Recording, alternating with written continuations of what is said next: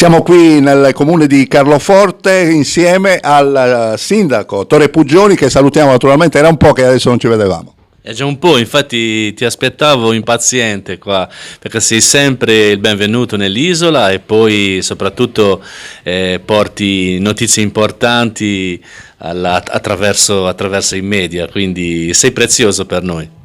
Grazie sindaco, naturalmente anch'io ti faccio i miei complimenti, intanto per il lavoro svolto in quest'estate. Non era un'estate facile, no? Ne abbiamo parlato prima.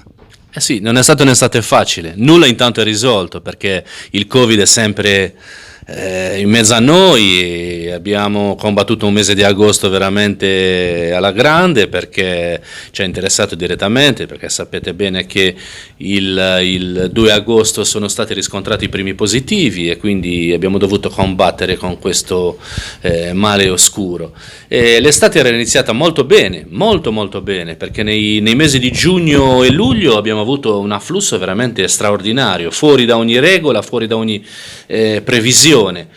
Addirittura sfiorando gli stessi numeri dello scorso anno. Sembrava che il Covid proprio non avrebbe influito negativamente e invece purtroppo il mese di agosto, quando siamo passati da 4.000 abitanti a 30.000, è successo quello che purtroppo ben sapete.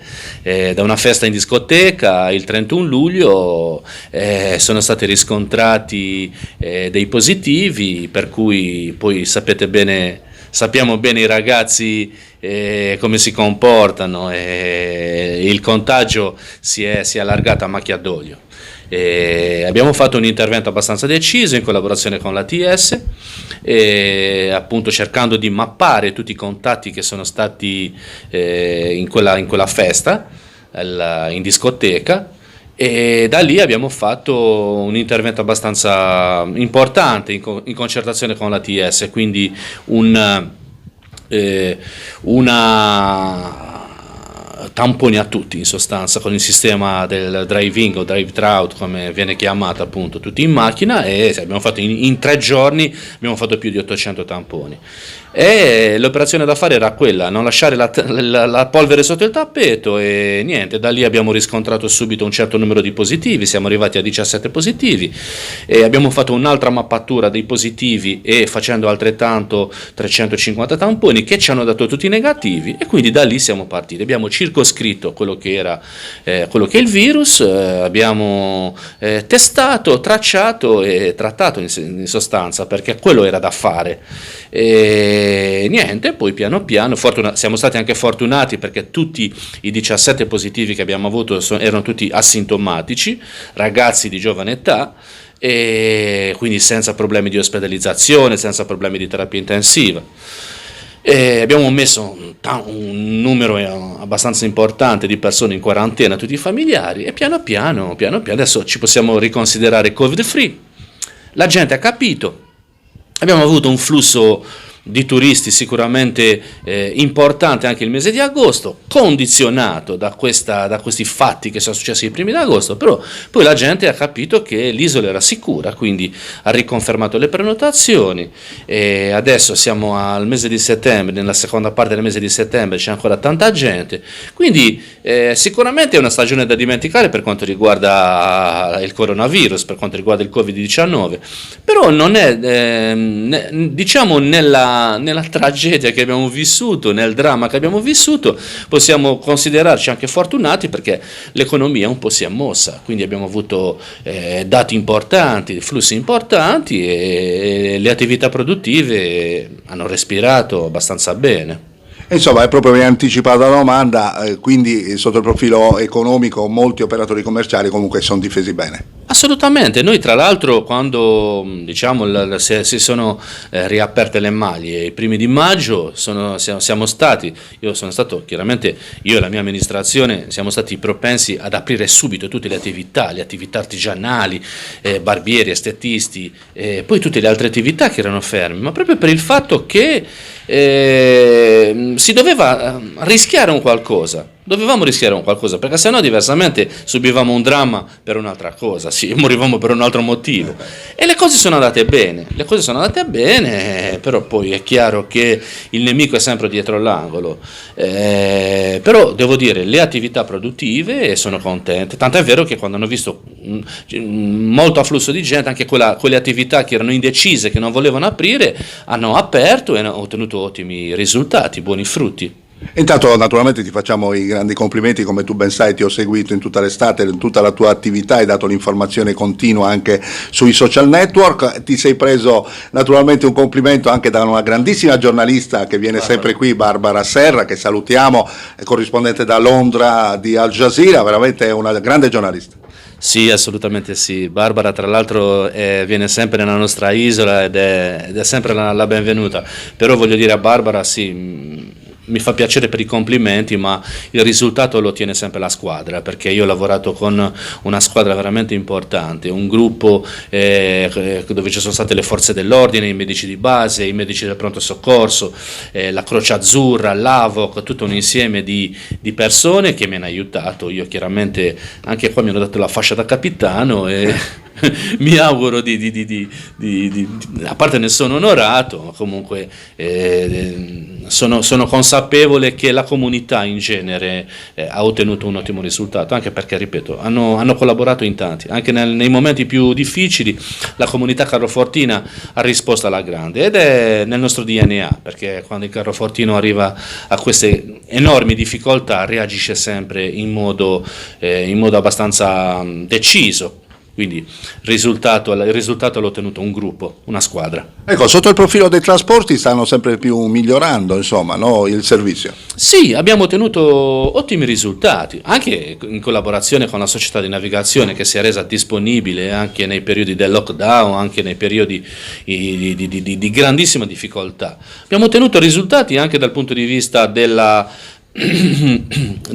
risparmio sul biglietto, perché questi 250.000 euro che ci ha dato la regione sono linfa per noi, hanno permesso a tanti turisti, a tanta gente che viene a Carloforte di dimezzare il prezzo del biglietto.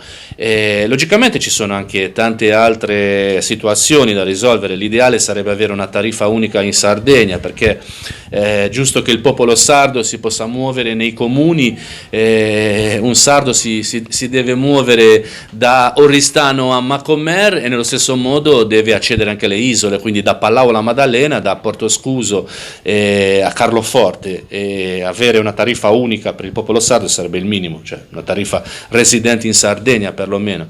Questo è il nostro obiettivo. Ecco Sindaco, per tutti coloro che magari ancora non hanno conosciuto l'isola, io spesso e volentieri faccio promozione su questa isoletta dove vengo da 50 anni, no?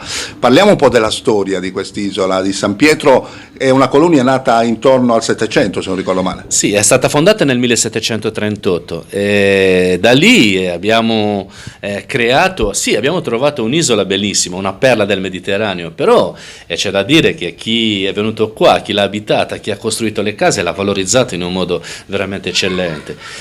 Carloforte ha passato un po' di tutto nella nostra storia, abbiamo vissuto la schiavitù alla fine del 1700, abbiamo vissuto momenti importanti, positivi, come la fiorente rinascita nel 1850, negli anni 1800 siamo stati il secondo porto della Sardegna, proprio per via del trasporto del minerale, quindi le operazioni con Porto Flavia e quant'altro, e ci siamo difesi sempre, abbiamo una comunità che è sempre stata in evoluzione, in movimento.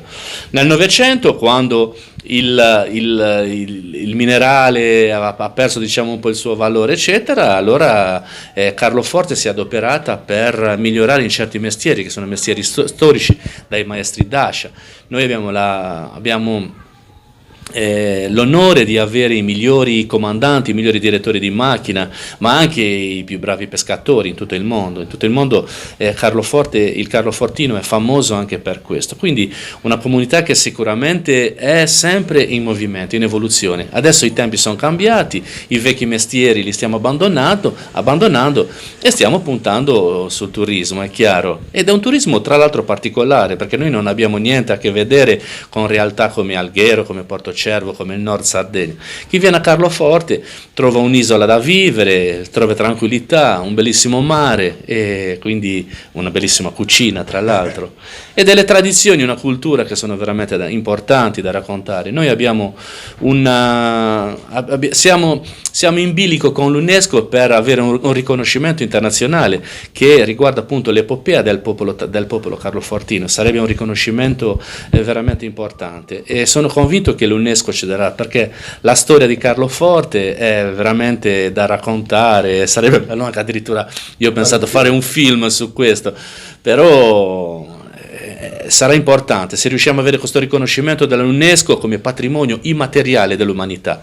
È un obiettivo molto importante. Ecco, parliamo invece del futuro. In questa stagione non c'è stato, ovviamente per problemi del Covid, non c'è stato il girotondo, ma mi stavi anticipando prima che forse per la prossima stagione si potrà nuovamente avere questa grandissima rassegna internazionale qui a Carloforte. È stato un colpo duro per la nostra comunità, per le attività produttive non fare il girotondo, perché, ripeto, è il fiore all'occhiello, la manifestazione principe. Tra l'altro quest'anno saremo diventati maggiorenni, sarebbe stata la 18ª edizione del girotondo. È stato un peccato, veramente mi piangeva il cuore quando abbiamo deciso questa decisione, che ovviamente il girotondo senza pubblico non avrebbe nessun senso, non avrebbe avuto nessun senso neanche posticiparlo, perché poi durante l'estate avete visto che qualche manifestazione si è accennata, ma il girotondo devi farlo in quel periodo, perché in quel periodo che tra l'altro la tonare è ancora in pesca, c'è la possibilità di fare le escursioni in tonare e quant'altro, quindi sarebbe il prossimo anno ci auguriamo di farlo veramente, perché è una gara importante, una gara enogastronomica dove si fa questa gara fra i paesi a presentare il miglior piatto di tonno, ma soprattutto è un momento importante, è un momento che unisce dei paesi, che riesce proprio a mettere Carloforte al centro del mondo come tonno, quindi è di fondamentale importanza per noi. Speriamo che il prossimo anno riusciamo a farlo. E chiaramente io sarò presente qui, come sempre. Assolutamente sì, questo qua sarà senza ombra di dubbio. Bene, mandiamo un appello ai tuoi concittadini, naturalmente, per il proseguo qui della vita sociale a Carloforte. Ma intanto io devo fare i complimenti alla mia comunità per come ha reagito in questo dramma, in questa tragedia, perché poi si tratta di tragedia perché ha coinvolto non solo la salute ma anche l'economia. Devo fare i complimenti perché quando ho chiamato Carloforte ha risposto veramente in modo massiccio nei periodi del lockdown, ma anche dopo il periodo del lockdown, è stata compatta, è stata consapevole che anche quando sono ripartite le attività produttive c'erano dei problemi, li ha affrontati con grande serenità, è stata compatta anche quando ci siamo scontrati con questo nemico qua, e quindi devo essere soddisfatto della comunità, ma per me onestamente non è una sorpresa. Grazie di cuore davvero, caro sindaco, naturalmente ci vedremo prestissimo sempre qui nell'isola di San Pietro. Grazie a te. Grazie di cuore anche a te, veramente grazie di cuore.